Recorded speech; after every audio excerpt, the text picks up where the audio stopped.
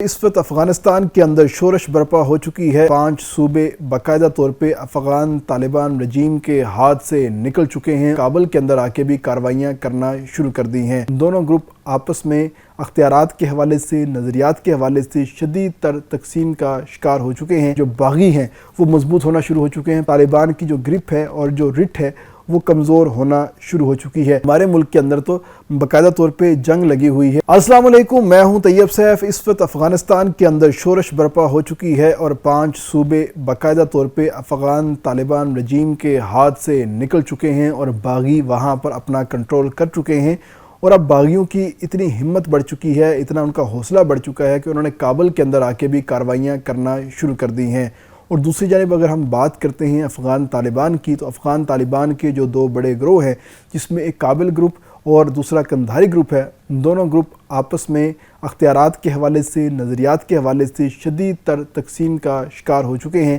اور یہ 4 سال سے زائد کا عرصہ گزر چکا ہے اور اس تقسیم کے اندر مزید جو شدت ہے وہ آ رہی ہے اور کسی بھی صورت میں یہ تقسیم کم ہوتی ہوئی دکھائی نہیں دے رہی۔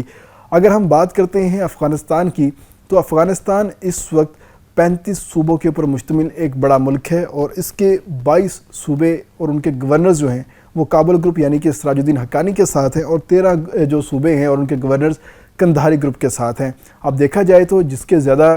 گورنر ہونے چاہیے وہی شخص جو ہے زیادہ پاورفل ہونا چاہیے، لیکن یہاں پر معاملہ الٹا ہے، کیونکہ جو قندھاری گروپ ہے اس نے ایک متوازی اپنا سسٹم کریٹ کیا ہوا ہے اور اس سسٹم کے تحت انہوں نے پورے افغانستان کو ایک کنٹرول کرنے کی کوشش کی ہوئی ہے، اور اسی کنٹرول کرنے کے چکروں میں انہوں نے سراج الدین حقانی گروپ کو نیچا دکھانا شروع کیا، اور سراج الدین حقانی گروپ جو ہے اپنی پرومیننسی کے چکر میں قندھاری گروپ کو نیچا دکھاتا ہے، اور ان دونوں کی لڑائی کے اندر جو شورش ہے وہ برپا ہو چکی ہے اور جو باغی ہیں وہ مضبوط ہونا شروع ہو چکے ہیں۔ پہلے تو انہوں نے 5 صوبے جو ہیں افغانستان کے ان کے اوپر قبضہ جمایا، اور اس کے بعد اب وہ کابل کے اندر باقاعدہ طور پہ کابل کے جو نواحی علاقے ہیں وہاں پر انہوں نے حملہ کرنا شروع کر دیا ہے، جس سے طالبان کی جو گرپ ہے اور جو رٹ ہے وہ کمزور ہونا شروع ہو چکی ہے۔ اب ہمارا سوال یہ ہے کہ آخر اگر دوبارہ پھر سے افغانستان کے اندر امن و امان کی صورتحال خراب ہوتی ہے یا شورش برپا ہوتی ہے، تو کیا وہ لوگ دوبارہ پھر سے پاکستان آنا شروع ہو جائیں گے، یا جو پاکستان سے افغانی واپس افغانستان جا رہے تھے وہ جانے سے انکار کر دیں گے اور کہیں گے کہ ہمارے ملک کے اندر تو باقاعدہ طور پہ جنگ لگی ہوئی ہے اور ہم اس جنگ کے دوران واپس وہاں پر نہیں جانا چاہتے، ہمیں یہیں پر ہی پناہ چاہیے۔ تو ہمارا آج کا کنسرن یہ ہے، سب سے پہلے تو ہم دیکھتے ہیں کہ آخر کابل کے اندر افغانستان کے اندر جو لڑائی ہے وہ کس طرح کی چل رہی ہے۔ اگر ہم بات کرتے ہیں سب سے پہلے تو کابل کے اندر جو نواحی علاقے ہیں کابل کے، جس میں کاپیسا ہے، پروان ہے، یہاں پر گریلا کارروائیاں ہو رہی ہیں۔ جو نیشنل ریزسٹنس فورم ہے ان کا باقاعدہ طور پہ شمالی علاقوں سے آتے ہیں، پہاڑوں سے آتے ہیں، کابل کے اندر جو نواحی علاقے ہیں وہاں پر کارروائیاں کرتے ہیں۔ افغان طالبان کی جو فورسز ہیں، جو سیکیورٹی کے لوگ ہیں، ان کے اوپر اٹیک کرتے ہیں اور اٹیک کر کے واپس چلے جاتے ہیں، اور بعد میں اپنا ایک جو بیانیہ ہے وہ چلاتے ہیں کہ ہم یہاں پر حملہ کرنے آئے تھے اور حملہ کر کے کامیاب واپس چلے گئے ہیں، وہ کوئی ہمارا کچھ نہیں بگاڑ سکا، جس کی وجہ سے کابل کے اندر اور افغان طالبان کی جو ایک عملداری ہے اس کے اوپر ایک سوالیہ نشان جو ہے وہ لگ چکا ہے۔ اگر اس کے ساتھ ہی ہم بات کرتے ہیں مکمل طور پر آخر کون سے ایسے صوبے ہیں جو باقاعدہ طور پہ افغان طالبان کے ہاتھ سے نکل چکے ہیں، اگر ہم طالبان کی بات کرتے ہیں تو جو 5 صوبوں کی ہم نے بات کی ہے، جس میں پنجشیر، بدخشاں، تخار، بغلان اور قندوز جو ہیں ان کے ہاتھ سے باقاعدہ طور پہ نکل چکے ہیں، کیونکہ قندوز ہمیشہ سے ایک مزاحمت کا علاقہ رہا ہے، اور وہاں پر جب بھی کوئی معاملہ ہوا ہے تو اس علاقے نے اپنی ہی عملداری دکھائی ہے اور کسی بھی صورت میں اس نے کابل کی حکومت کو قبول نہیں کیا۔ اس کے ساتھ جو پنجشیر ہے وہاں پر آج تک لڑائی ہو رہی ہے۔ آپ کو یاد ہوگا جب افغان طالبان نے پورے افغانستان کا کنٹرول سنبھالنے کا دعویٰ کیا تھا تو اس کے بعد جو سب سے آخر میں ان کے پاس جو علاقہ آیا تھا وہ پنجشیر کا علاقہ تھا، اور اس کے بارے میں بھی کہا جا رہا تھا کہ صرف وہاں پر افغان طالبان کے جو سیکیورٹی فورسز ہیں وہاں پر گئی ضرور ہیں، ایک دفعہ انہوں نے اس علاقے کے اندر اپنے قدم ضرور جمائے ہیں، مگر ہمیشہ کے لیے نہیں جما سکے۔ دوبارہ پھر سے جو نیشنل ریزسٹنس فورم ہے اس نے ان کو وہاں سے نکال دیا تھا اور وہاں سے نکلنے کو مجبور ہو گئے تھے۔ بدخشاں ہے اور تخار ہے، یہ بھی پہاڑی علاقے ہیں، اور ان تمام تر علاقوں کے اندر اگر ہم مکمل طور پر بات کرتے ہیں تو یہ سارے کے سارے پہاڑی علاقے ہیں اور پہاڑوں میں گھرے ہوئے علاقے ہیں، اور یہ تمام علاقے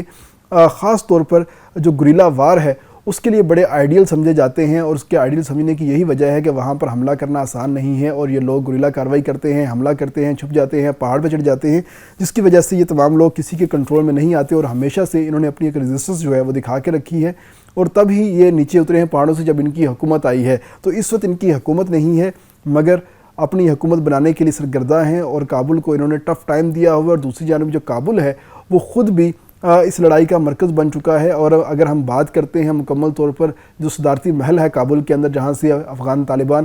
پورے افغانستان کا سسٹم چلانے کا دعویٰ کرتے ہیں، وہاں پر بھی دو متوازی جو سیکیورٹی سسٹم ہیں وہ بن چکے ہیں، ایک سراج الدین حقانی کا ہے اور دوسرا قندھاری گروپ کا ہے، اور جب ایک گروپ دوسرے کی جانب جاتا ہے تو وہاں پر غیر مسلح ہو کر جاتا ہے، اور دوسرا گروپ جب پہلے کی طرف آتا ہے تو غیر مسلح ہو کر جاتا ہے، یعنی کہ دونوں گروپوں کو ایک دوسرے کے اوپر کسی قسم کا کوئی اعتماد ہی نہیں ہے، جس کی وجہ سے مسائل جو ہیں وہ دن بدن بڑھتے چلے جا رہے ہیں۔ اس کے ساتھ ہم بات کرتے ہیں اوورآل سیکیورٹی کی، تو ملک کی سیکیورٹی کا جو سسٹم ہے وہ سراج الدین حقانی کے پاس ہے، اور سراج الدین حقانی جو ہے وہ نسبتاً تھوڑے سے کھلے مائنڈ کے ہیں، اور وہ چاہتے ہیں کہ افغانستان کے اندر خواتین تعلیم حاصل کریں، انٹرنیٹ کی بندش نہیں ہونی چاہیے، کاروباری سرگرمیاں بہتر ہونی چاہیے، اور ہمیں پوری دنیا کے ساتھ اپنے تعلقات کو استوار کرنا چاہیے، اور جو ہم عالمی تنہائی کا شکار ہو رہے ہیں اس شکار سے بچیں، اور اگر امریکہ ہم سے کس قسم کا تعاون مانگ رہا ہے تو ہمیں وہ تعاون دے دینا چاہیے، بے شک وہ بگرام ایئر بیس کی صورت میں ہو یا کسی اور معاملے کی صورت میں ہو، ہمیں امریکہ کے ساتھ تعاون کرنا چاہیے، کیونکہ اس حوالے سے جو سراج الدین حقانی ہیں وہ باقاعدہ طور پہ محمد بن سلمان کے ساتھ اور جو دیگر عرب شیوخ ہیں ان کے ساتھ مل چکے ہیں، اور ملنے کے بعد انہوں نے یہ اپنی ایک سوچ جو ہے یہ ڈیولپ کی ہے۔ لیکن دوسری جانب قندھاری ہیں، اور قندھاری بڑے ہی رجڈ پسند اور اپنی طرف سے کہتے ہیں کہ ہم شریعت نافذ کر رہے ہیں، اور اس شریعت کو نافذ کرنے کے لیے انہوں نے ملا محمد خالد حنفی جو ہیں ان کی سرپرستی میں جو شریعت نافذ کرنے کی ایک وزارت ہے وہ قائم کی ہوئی ہے۔ اس وقت سمجھیں کہ یہ جو وزارت ہے یہی افغانستان کو چلا رہی ہے، نہ ملا ہیبت اللہ چلا رہا ہے، نہ ملا یعقوب چلا رہا ہے، نہ سراج الدین حقانی چلا رہا ہے، کوئی دوسرا جو شخص ہے وہ وزارت نہیں چلا رہا یا افغانستان کو نہیں چلا رہا، لیکن یہ جو محمد خالد حنفی ہے ملا، یہ اس کو چلا رہے ہیں، کیونکہ شریعت اور مذہبی امور کی جو وزارت ہے وہ ان کے انڈر آ رہی ہے، اور اس کے انڈر آتے ہی جو تمام تر مدارس ہیں وہ ان کے کنٹرول میں آ جاتے ہیں۔ تو یہاں پر افغانستان کی اگر ہم بات کرتے ہیں تو وہاں پر ایم پی ایم این اے یا لوکل نمائندے تو ہے نہیں، افغان طالبان بندوق کے زور کے اوپر حکومت میں آئے ہیں، اور ابھی تک بیٹھے ہوئے ہیں، اور ابھی تک وہاں پر انہوں نے کوئی رائے شماری نہیں کروائی، عبوری حکومت کے نام کے اوپر وہ لوگ بیٹھے ہوئے ہیں۔ تو یہ لوگ یہ خاص طور پہ جو ملا خالد حنفی ہیں، یہ اپنا جو انہوں نے نیٹ ورک بنایا ہے، یہ مختلف مدارس کے محتمم کے ساتھ مل کر انہوں نے اپنا نیٹ ورک بنایا ہوا ہے، اور ان محتمم کی جو رپورٹ ہوتی ہے اس کے اوپر یہ تمام طرح اپنی کاروائیاں کر رہے ہیں، اور ان مدارس کے اندر جو طالبان پڑھ رہے ہیں وہ طالبان ہی اس وقت نئے طالبان کی صورت میں سامنے آنا شروع ہو۔ ملا محمد خالد حنفی ہی جو ہیں اس وقت افغانستان کے سب سے مضبوط وزیر ہیں، اور سمجھ لیں کہ وزیر اعظم یہی ہیں، کیونکہ ان کے پاس شریعہ نافذ کرنے کی جو وزارت ہے ان کے پاس ہے، مذہبی امور کی وزارت ان کے پاس ہے، اور یہ شریعت نافذ کرنے کے نام کے اوپر افغانستان کو اپنے ہی طریقوں سے چلا رہے ہیں، اور یہ انتہائی رجڈ ہیں اور انتہائی رجد پسند ہے، اور جو وسعت نظری ہے ان کے پاس سے چھو کے بھی نہیں گزری، اور دوسری جانب وزارت مذہبی امور بھی ان کے پاس ہے، اور اس کی وجہ سے افغانستان کے اندر جتنے بھی مدارس ہیں ان تمام کو یہ کنٹرول کرتے ہیں۔ اب افغانستان کے اندر ایم این اے، ایم پی اے یا لوکل نمائندے تو ہے نہیں، افغان طالبان بندوق کے زور کے اوپر آئے تھے، حکومت حاصل کی، اور اس کے بعد واپس جانے کا نام نہیں لیا، اور کسی بھی قسم کی رائے شماری انہوں نے نہیں کروائی، جس سے ہم کہہ سکتے ہیں کہ یہ عوامی حکومت نہیں ہے، یہ ایک عبوری حکومت ہے، اور یہ عبوری حکومت جو ہے اس وقت MNAs, MPs ایز یا لوکل نمائندوں کی بجائے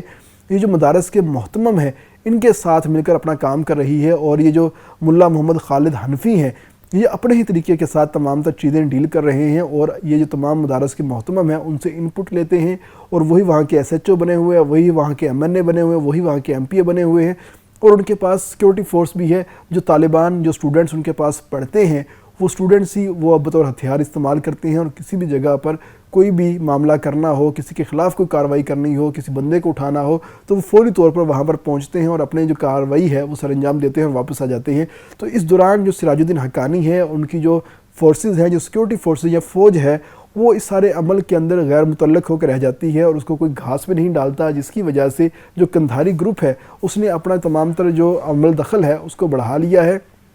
اور اس کے بڑھانے کی وجہ یہی ہے کہ سراج الدین حقانی کے پاس اس طریقے سے اختیارات نہیں ہے، لیکن سراج الدین حقانی کا جو ایک اثر و رسوخ ہے وہ بہت زیادہ ہے اور عالمی سطح کے اوپر اس کو مانا جاتا ہے، اور اس کو پاس ایک ڈائلاگ کرنے کی پاور بھی ہے، اور اس پاور کو استعمال کرتے ہیں، اور خاص طور پہ وہ چاہتے ہیں کہ ہمارا عالمی دنیا کے ساتھ تعلقات اچھے ہو جائیں۔ لیکن اب صورتحال یہ بن رہی ہے کہ قندھاری گروپ کسی بھی صورت میں سراج الدین حقانی کو کامیاب نہیں ہونے دینا چاہتا، اور اسی وجہ سے افغانستان کے اندر شورش برپا ہے، اور ان کے جو 5 صوبے ہیں جس میں پنجشیر ہے، بدخشاں ہے اور باقی جو علاقے قندوز ہے، وہ ان کے ہاتھ سے اب نکل چکے ہیں، اور نکلنے کی وجہ یہی ہے کہ یہ آپس میں لڑ رہے ہیں، اور ان کے لڑنے کی وجہ سے اب خاص طور پہ ان کے ہاتھ سے کابل بھی جاتا ہوا دکھائی دے رہا ہے، اور جو نیشنل ریزسٹنس فرنٹ کے جو لوگ ہیں اب کابل میں پہنچنا شروع ہو چکے ہیں، اور ان کا کہنا ہے کہ ہم آنے والے دنوں میں اپنی حکومت بنائیں گے اور افغانیوں کو اور یہ جو طالبان رجیم ہے ان کو کابل سے مار بھگائیں گے۔ لیکن ہمارا جو معاملہ ہے وہ تھوڑا سا ڈیفرنٹ ہے۔ اگر جو شمالی اتحاد کے جو لوگ ہیں اگر وہ کامیاب ہو جاتے ہیں اور رائے شماری کے ساتھ اپنی ایک حکومت بناتے ہیں تو پاکستان کو سکھ کا سانس آئے گا، اور یہ جو ہم نے ڈپورٹیشن کا افغانیوں کی انخلاء کا کام شروع کیا ہوا ہے یہ اسی طریقے سے چلتا رہے گا۔ لیکن اگر وہ اس میں کامیاب نہ ہو سکے اور طالبان نے ان سے اپنا قبضہ لینے کے لیے دوبارہ پھر سے لڑائی چھیڑ دی تو افغانستان کے اندر دوبارہ پھر سے شورش برپا ہو جائے گی اور معاملات خراب ہو جائیں گے، اور ہم نے ایک ایفرٹ کی ہے 17 لاکھ افغانیوں کو واپس بھیجا ہے، یہ دوبارہ پھر سے ہمارے سروں کے اوپر آ کے مسلط ہو جائیں گے اور کہیں گے کہ ہمارے ملک کے اندر جنگ چھڑ چکی ہے، ہم واپس آنا چاہتے ہیں۔ تو اس لیے پاکستان کو چاہیے کہ پاکستان سراج الدین حقانی اور خاص طور پہ شمالی اتحاد کے لوگوں کو سپورٹ کر کے افغانستان کے اندر ایک مضبوط قسم کی حکومت بنائے جو کہ افغانستان کا سسٹم چلائے اور وہاں کی عوامی نمائندہ حکومت ہو جس کے اوپر لوگوں کو اعتماد بھی ہو۔ اس وقت صورتحال یہ ہے کہ طالبان کی جو حکومت ہے اس کے اوپر نوجوانوں کا اعتماد ہی نہیں ہے، اور وہ تمام تر نوجوان طالبان کو باقاعدہ طور پہ گالیاں دیتے ہوئے دکھائی دیتے ہیں کہ ان کے پاس کسی قسم کا اثر و رسوخ نہیں ہے، کسی قسم کا اختیارات نہیں ہے، یہ عوام کو اپنے طریقے سے ڈیل ہی نہیں کر سکتے، جس کی وجہ سے لوگوں کو ان کے اوپر اب کسی قسم کا اعتبار ہی نہیں رہا۔ اس لیے ہماری دعا یہی ہے کہ افغانستان کے اندر امن آئے تاکہ یہ تمام تر لوگ جو پاکستان کے اندر بیٹھے ہوئے ہیں یہ یہاں سے جائیں اور یہ پاکستان کی جان چھوڑیں، اور ہم بھی خوش ہو جائیں، یہ بھی خوش ہو جائیں اور یہ اپنے ملک میں خوش رہیں۔ اس کے ساتھ اجازت دیجیے گا، اللہ حافظ۔